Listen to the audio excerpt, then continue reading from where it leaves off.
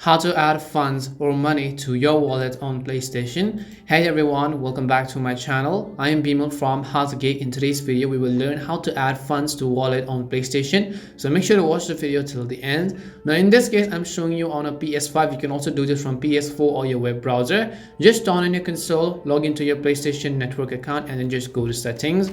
Choose the option called users and accounts, and under accounts what you want to do is just choose the option called accounts. Again, you want to select payment and subscription on the right hand panel, and after you do that, press the X button on the add funds button. So as you can see right over here, just choose the option called add funds, and then you have to simply select your payment method. If you've already added a card as a payment method, it will appear on the left icon. Otherwise, you'll see the option to add a credit, debit card, PayPal, or a gift card code. Select the amount of the drop down menu and then press continue. If you're using a USD as a currency, the options are $5, $10, $25, $50, and $60 respectively.